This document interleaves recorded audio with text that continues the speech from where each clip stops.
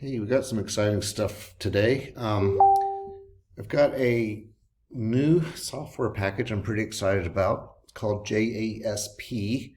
And I've decided we should use this for our non-SPSS assignments because it offers a chance for you guys to learn something that's very similar to JASP.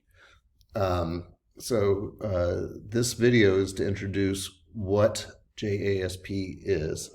I don't know if I can call it JASP. Maybe I'll call it JASP. And then how to conduct null hypothesis significance tests with it. Significance tests, that's what we've been working on in class. JASP is the software.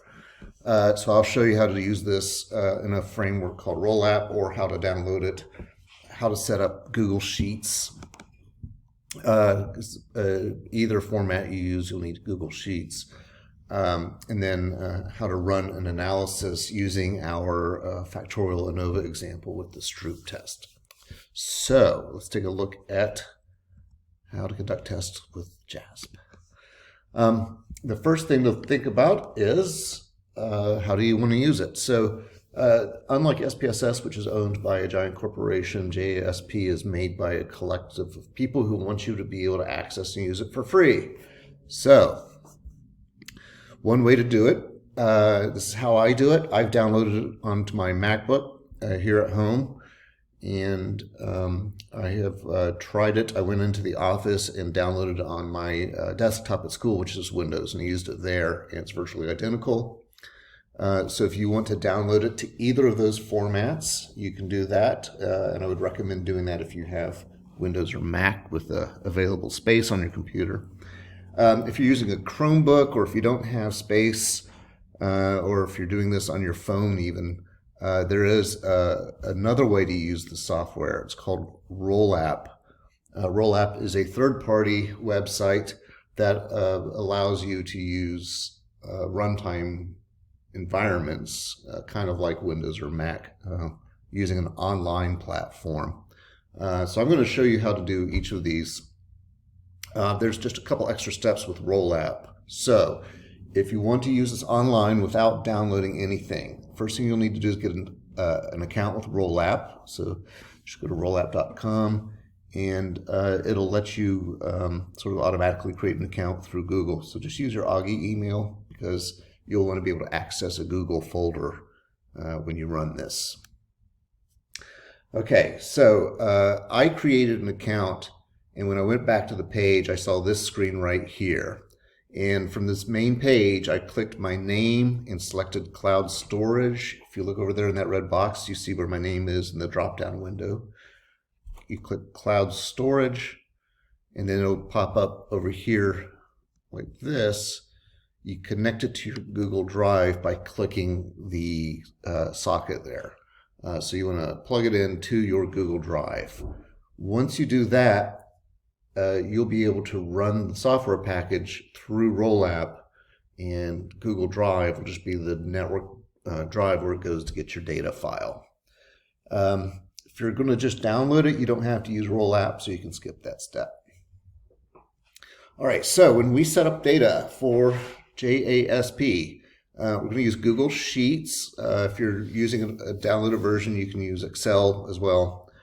When you set up your data, you'll want to do Save As on Google Sheets. It's Download As, and then choose one of these file types, the text or comma separated values. And then if you're using Rollup, you want to make sure to upload that file back into your Google folder, because Rollup will only be able to access your Google folder. If you're doing this on your desktop or laptop, just save it wherever you want, and you'll be able to navigate to it. All right, the main thing is that when you're setting up your data, the top row of your Google Sheets or Excel file will have the variable names, and the rest kind of depends on if you're doing independent or dependent samples.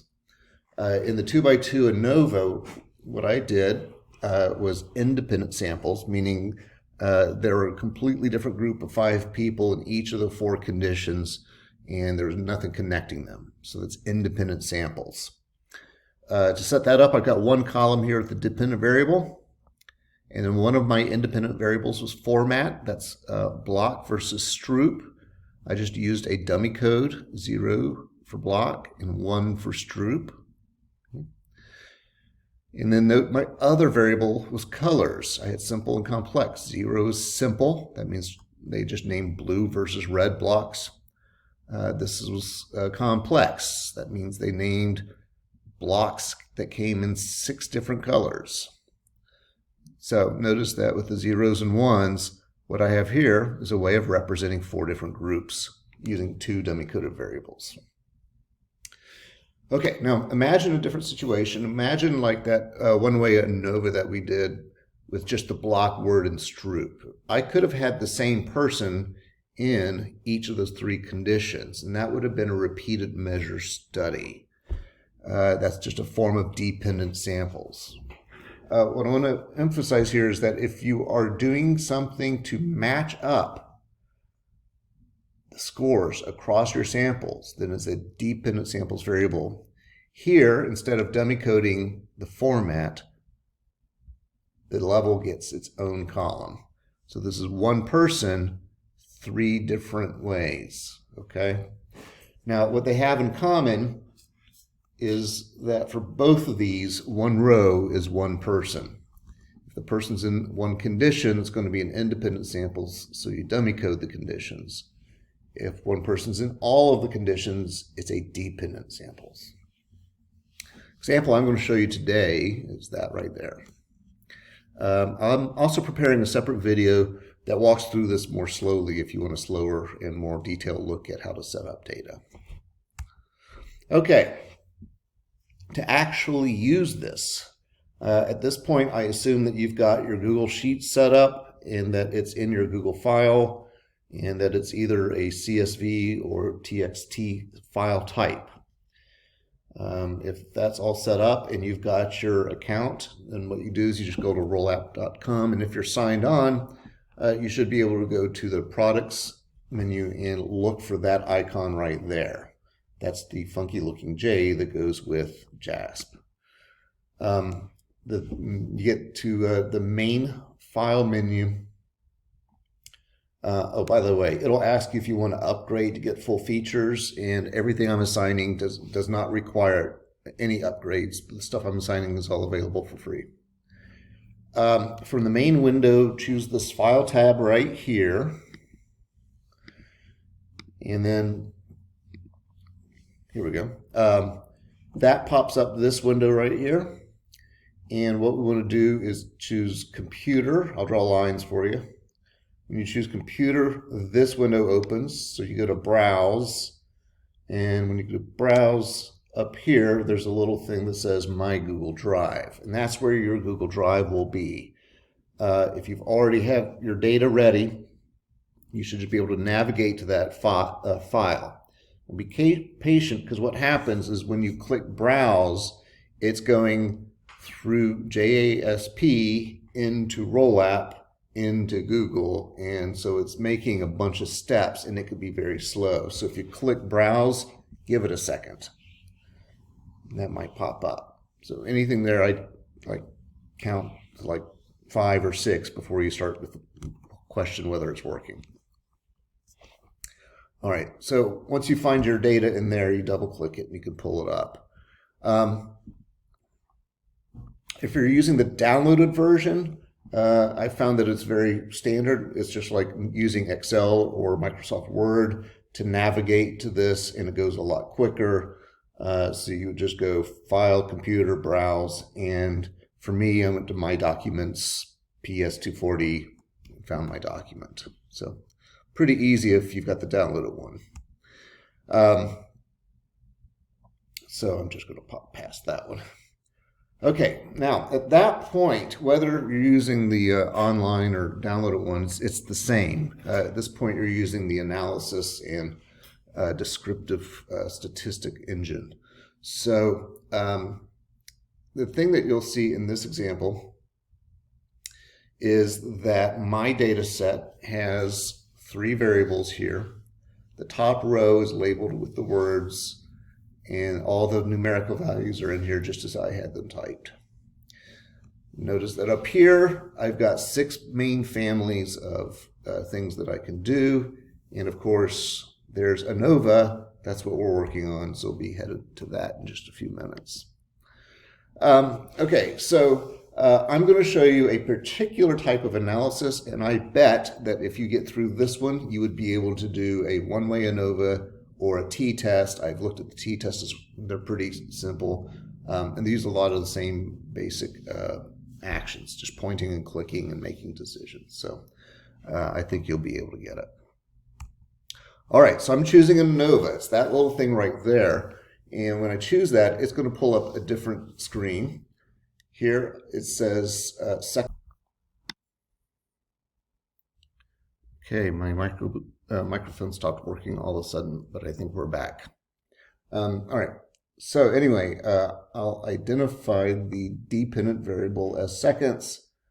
Format and colors are factors. So I move them over there. Okay. Now we want to go down here under additional options, which is going to wind up off the bottom of the screen for my example. But you can select estimates of effect size and eta squared for one way, or estimates of effect size and partial eta squared for factorial. So what I did before I took a screenshot is I chose estimates of effect size under additional options, and then partial eta squared, because I have a factorial design, 2 independent variables. All right, so here's what it looks like. You should see that this is very, very similar to the source table that we used in class. They've edited it down just a little bit. Note here that we've got our F values, P values, and partial eta squared values for our 3 tests. The main effect for colors, the main effect for format, and the color by format interaction. Okay. So those are our independent variables of interaction. This is called within subjects in our textbook. That's what I've been calling it in class. A residual is just a synonym for within subjects error. So for APA style, just as a quick example, for colors, that is F 1, 16. That comes from right here and right here, 1, 16. That's colors degrees of freedom, and within groups residual degrees of freedom. Is equal to 27.917. My p-value is less than 0.05. Now, if I wanted, I could also write is less than 0.001. Alpha was just 0.05, so that's what I used that. But the partial eta squared here is 0.376. So what this tells us, because my p-value is so much less than alpha, I'm going to reject the null hypothesis and say that there was a significant main effect for colors. I'm going to make one quick change, pause, and come right back. Okay. I just noticed a typo, so I hit pause and fixed it and came right back. The typo is right there. I had, for some reason, had a comma there. That should be equals. So F 1, 16 is equal to 27.917. And technically F and P should be italicized, but I've already fixed this once. I'll fix this before uploading it. All right. Now, finally, we should do some descriptive plots for graphs. So for this, if you look on your main menu over here, descriptive plots, and it gave me the option to put either colors or format over here on the horizontal axis. Now, there's not a rule about how it goes. You can put colors on the axis or format on separate lines, or vice versa. But traditionally what happens is the researcher usually has one thing in mind that they see as sort of primary, and the second one modifies it. Not always the case, but here, for example, when I'm going to choose this, I'm going to say I want format on the horizontal axis, Because the way I see this is I'm studying what happens as you go from block to stroop. And I'm going to say, is that modified by the complexity of colors? So I'm going to make colors the separate lines. And then finally, I'm going to choose error bars. And after you choose error bars, you'll get something like this. Isn't that nice? Okay. Now, when you choose error bars, there will be two options. There's a 95% confidence interval or a standard error. Remember that a confidence interval is nearly twice a standard error. It's 1.96 times standard error. So if you wind up looking, this is a confidence interval. If you wind up looking at a confidence interval and it's like going all the way off the map and stuff like that, you might opt for the standard error. Now, I did a separate video for the analysis, so the last couple of things I just walked through. You can also see me do that on a video if you prefer something like that. But that is how you do it. And I think that if you watch the videos and go through the slideshow, maybe even download the slideshow and have it like printed off as a handout, depending on your technical confidence, I think you'll find that it's not terribly difficult to do. But this is my first time doing it, so maybe I'm overestimating it.